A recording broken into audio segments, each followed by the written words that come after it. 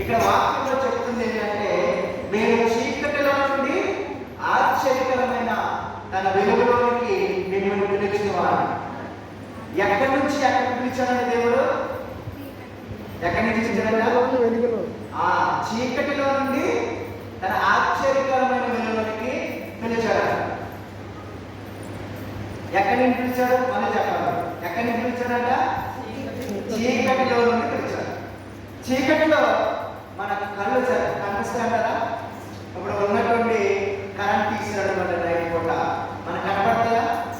చీకటిలో ఏ వస్తువు కూడా కనపడదు. మనం చీకటిలో నడుస్తున్నాం అనుకోండి, దేనిలో దాన్ని తాకి మనం ఏం చేస్తాము? పడిపోతాం. ఎందుకని?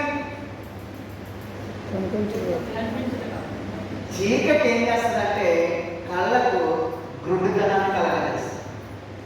చీకటి ఏం చేస్తుంది? కళ్ళకు గ్రుడ్డితనాన్ని కలగజేస్తుంది. కాబట్టి చీకటిలో ఉన్న ఏ వస్తువు కనపడదు. మనం నడిస్తే కనుక పడిపోయి కొట్టుకుపోయి మరి గుంటలో పడే అవకాశాలు కూడా ఉన్నాయి. అయితే బైబిల్ గ్రంథం చెప్తుంది, మనసు కంట అంధకారమైన మనసు ఉన్నది. అంధకారమైన మనసు అంటే మనసు అంట చీకటమైన అయిపోయింది. మనసు అంటే ఎలా ఉందంట? చీకటి అయిపోయింది. మనసు చీకటి అయిపోతే కనుక వారి ఆలోచనలంట వ్యర్థంగా ఆలోచిస్తారు. మనసు ఎప్పుడైతే చీకటి అయిపోతుందో వారి ఆలోచనలు వ్యర్థంగా ఉంటాయి. ఇప్పుడు మనం టీవీలో చూస్తున్నాం, మరి వార్తల్లో చూస్తున్నాం, ఎంత భయంకరంగా ఉంది ఈ రోజుల్లో లోకంలో. మరి చిన్న చిన్న పిల్లల్ని స్కూల్కి పంపించాలన్నా ఇప్పుడు తల్లిదండ్రులకి ఏం వేస్తుంది? భయం వేస్తుంది. చిన్న చిన్న పిల్లలు కూడా ఏం చేస్తారు? కామాలు పాడు చేస్తారు. భయంకరమైన పరిస్థితులు లోకంలో ఉన్నాయి. మరి త్రాగుడు, సిగరెట్లు, రకరకాల వ్యసనాలకు ప్రజలు లోనైపోతున్నారు.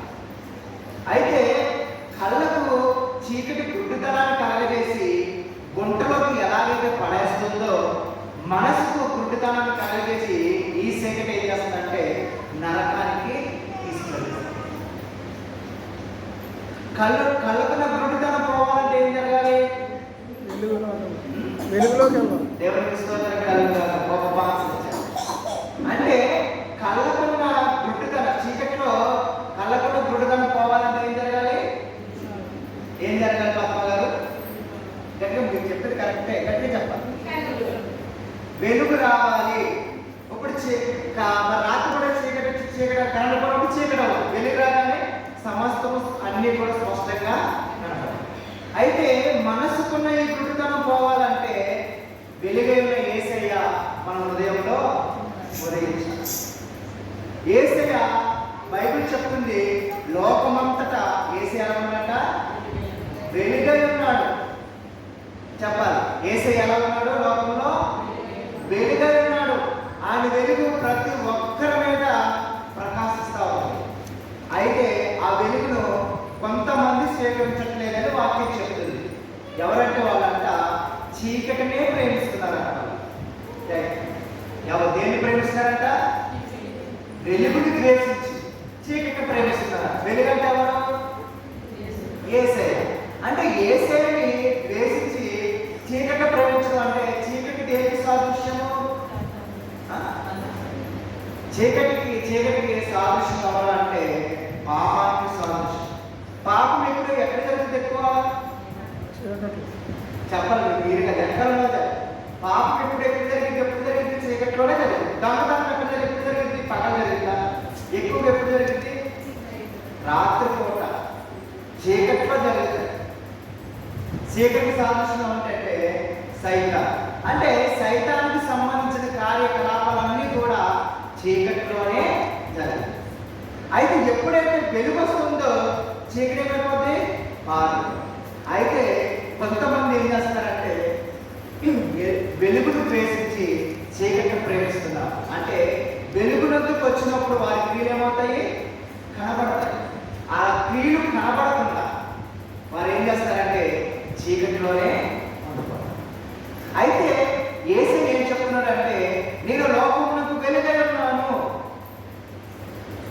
చీకటిలో నుండి తన ఆశ్చర్యకరమైన వెలుగులోనికి దేవుడు మనల్ని పిలుస్తున్నాడని వాక్యం చెప్తుంది.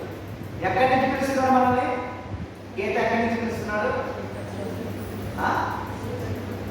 చీకటిలో చీకటిలో నుండి తన ఆశ్చర్యకరమైన వెలుగులోకి పిలుస్తున్నాడు. మరి ఎలా పిలుస్తున్నాడు? ఇప్పుడు గీత బయట అనుకోండి, గీత లోపలికి రా అంటే లోపలికి వచ్చింది. నేను ఎలా పిలిచాను? స్వరం ద్వారా పిలిచాను, మాట ద్వారా పిలిచాను. మరి యేసయ్య ఎలా పిలుస్తున్నాడు? ఎలా పిలుస్తున్నాడు? పద్మ గారు ఎలా పిలుస్తున్నారు? సువార్త ద్వారా పిలుస్తున్నారు.